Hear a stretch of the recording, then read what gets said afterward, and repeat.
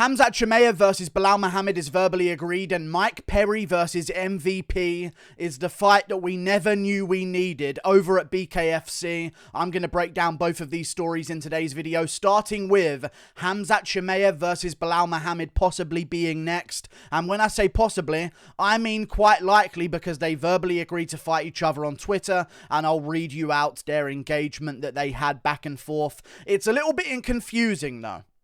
A little bit confusing to me, I'll be honest. Khamzat Chimaev began by saying, "I will fight you if you don't take the Palestinian flag into battle." And then Belal Muhammad said, "Respect, bro. I'll bring a flag for you too, and we both fight for Palestine. I can't bring the flag down to battlefield anymore, even if I wanted to, but scribbles, I don't understand the language whatsoever, to be honest with you." And then Khamzat Chimaev came back and said, "October, Abu Dhabi. I love this idea. It makes all the sense in the world to be on that Abu Dhabi card. In my opinion, a great free fight deal to make for that card would be Oliveira versus Makhachev as the main event for the lightweight world championship. Then Khamzat Chimaev versus Belal Muhammad in the co-main event. And then Piotr Yan versus Merab Dvalishvili in the feature fight as well. You can put whatever you want on that card underneath those fights. I do not care. You can maybe have an Ottoman Azaitar on that card, an Ilia Topuria on that card. I don't mind. Just put that card together with those free fights in the main event, co-main event, and feature fight." However, I'm confused, because Khamzat Chimaev said, "I will fight you if you don't take the Palestinian flag into battle, Bully B 170. And Belal Muhammad said respect and took it well. I feel like Chimaev meant he wants Belal Muhammad to take the flag into battle, and if he doesn't, it will anger Chimaev enough to fight him. Because Chimaev has supported Palestine. He had a big post about it on his Instagram whenever it was peak inside the news and the relevance of society. It was like really big in the news topics. And Khamzat Chimaev posted his support on his Instagram page and stuff like that. And I'm weirded out by the phrasing of it though. It sounds like, "You better not do this or I'm going to fight you." But I feel like he kind of meant, and this is how Belal Muhammad took it, because of course Chimaev's first language is not English, like Belal Muhammad's is, so he's going to make some mistake. I feel like he kind of meant like he really badly wants Belal to take the flag into battle to represent Palestine, otherwise he'll be angry at him, but he's worded it very incorrectly. I'm sure there's some confusion about that in his responses and stuff like that to that post. Either way, I think he meant it well. Belal Muhammad took it well, so he's seen through the lines as well and sort of like un-Dagestani-ished his language, or Chechenian-ished his language, and figured out the root of the actual message. But I'm really looking forward to this matchup, to be honest with you. And honestly, after Chimaev's last fight, like there's openings for people to win. Like this isn't like an easy blowout for Khamzat. I do believe Chimaev will blow out Belal Muhammad and finish him in the first round by KO, just because he doesn't have to worry about the takedowns the way Vicente Luque does. I think he'll be able to defend all of the takedowns by Belal Muhammad, and I just don't trust Belal Muhammad's chin. If anything, even if he showed a lot of weaknesses in that Gilbert Burns matchup, Khamzat Chimaev showed that he had an amazing chin in that Gilbert Burns fight, so I don't worry about Belal Muhammad in any way whatsoever being able to finish Khamzat Chimaev in that matchup. So I trust Khamzat Chimaev to be confident enough in himself and his grappling to go out there and get the job done by walking down Belal Muhammad, making him shoot, stuffing the takedown, maybe reversing it and getting a good position. I don't see Belal Muhammad out grappling him, so I'm going to have to say, if you want Belal Muhammad to win, he's kind of got to get it done on the feet, and I don't see that happening, to be honest with you. I don't think Belal Muhammad could go toe-to-toe with Gilbert Burns and win on the feet. I think Gilbert Burns would likely KO him because, again, he wouldn't be as worried of the ground game as Vicente Luque was. Luque doesn't like to be on the ground with people. I mean, he can defend in certain positions, and he often does have some pretty good reactionary jiu-jitsu to latch up a dash choke and stuff like that, but it's not his main aim in a matchup, and he really wants to keep it standing. I just feel as though Chimaev is too big, too rangy, too powerful, And I think he will sleep Belal Muhammad in the first round, maybe towards the end of the first round on the feet with like a big uppercut or a big shot, because it seems like every clean shot that an opponent hits Belal Muhammad with, he does get wobbled by it, in all honesty. He gets wobbled by most big shots that land on him. Now, sure, that's like, he doesn't go out to every big shot that lands on him, but it's a bad sign when something lands clean on you. You don't just shrug it off and show that granite chin that maybe Chimaev did against Gilbert Burns. Now, Chimaev did get rocked by Gilbert Burns in that matchup as well and dropped at one point as well, but you know, he just seems to take big shots a lot better than Belal does. He's a little bit more of the aggressor. I think leading the dance is a huge advantage for a guy like Khamzat Chimaev, especially when you don't have to worry about takedowns coming your way. That's a huge bonus. If you can be a tank and come forward and destroy on the feet with your hands, and you don't have to worry about takedowns coming your way, I think that's a massive advantage. And also, I think he's sort of like primed for the moments as well. I think if Belal Muhammad is showing up in the co-main of a pay-per-view, the biggest fight of his career, there's going to be more factors to say that he won't really show up in his best form in that big fight moment, whereas Khamzat Chimaev had that big fight moment against Gilbert Burns, and he just showed absolute calmness before the storm like I've never seen before. So I'm going to trust in Khamzat Chimaev going out there and getting the KO. I respect Belal Muhammad, though.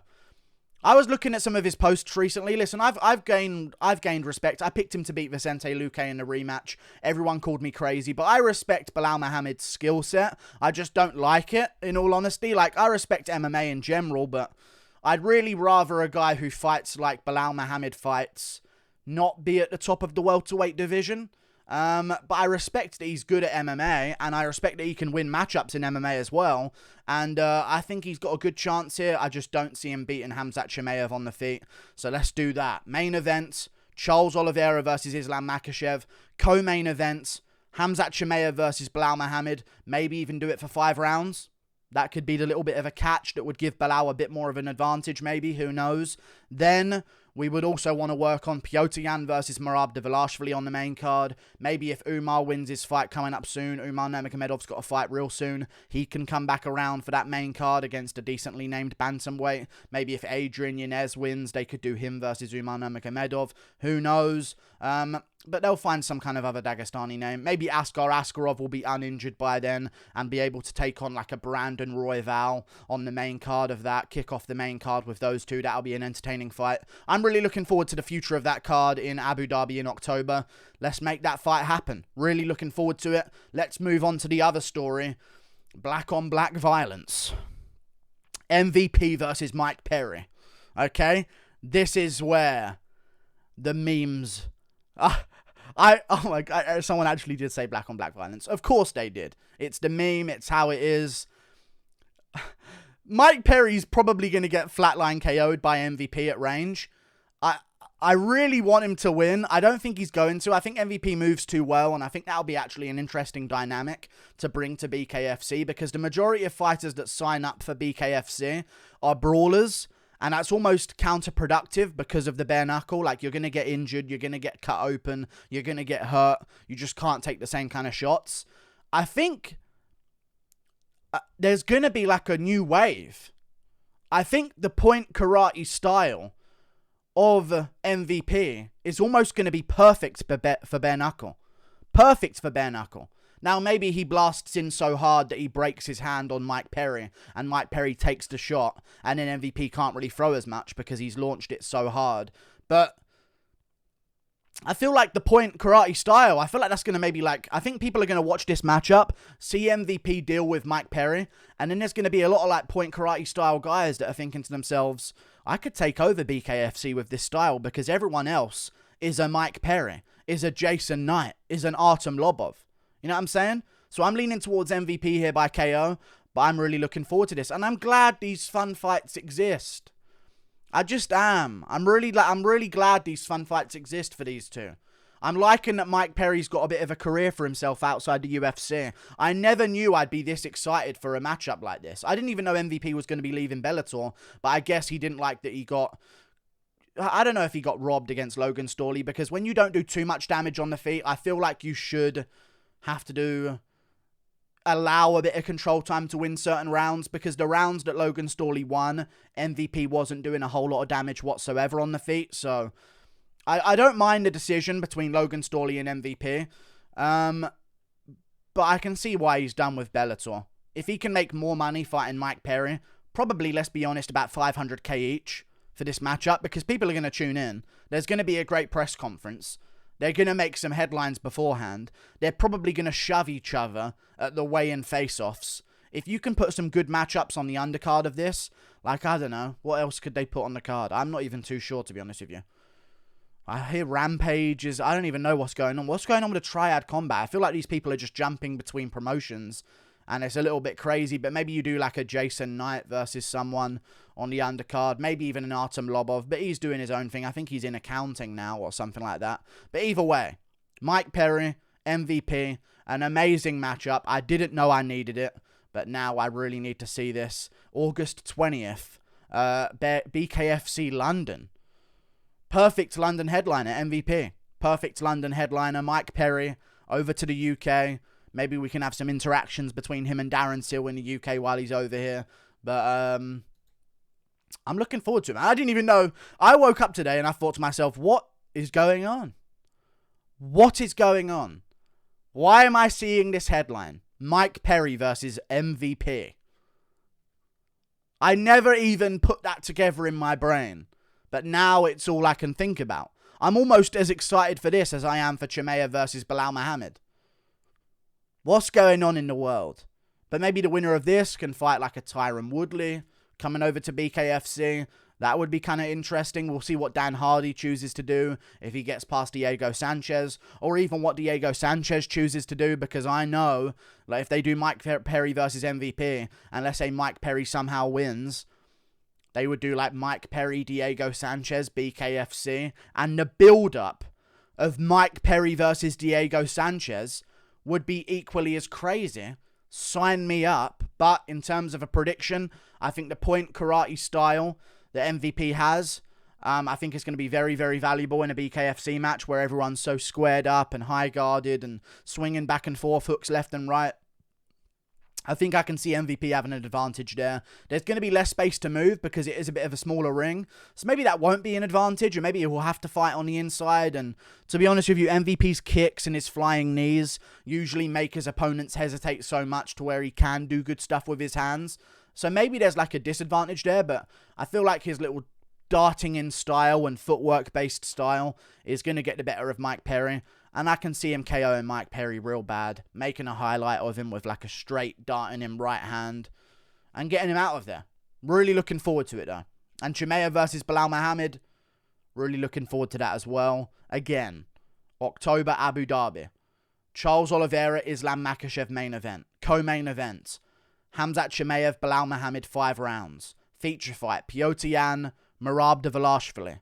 Do whatever you want with the rest of the card. People will watch. Maybe even like a Giga Chikadze versus a Dan Ige on the prelims. We got to get some of those Eastern Hemisphere-ish guys on that card. Maybe if Shavkat wins against Neil Magny, you can put him against a higher ranked guy in the welterweight division on the main card opener of that as well. Umar can go on there. Maybe if Yuri wins easily enough against Glover Teixeira and wants a quick turnaround, and let's say Ankalaev pretty easily beats Anthony Smith with no real problems whatsoever, maybe even then you could have a co-main event of Yuri Prohaska versus Magomed Ankalaev on that co-main of October Abu Dhabi. But we'll see how it goes down. Like and subscribe. Thank you for watching. Click that button up there. Toodle pip. I'll see you later. Goodbye.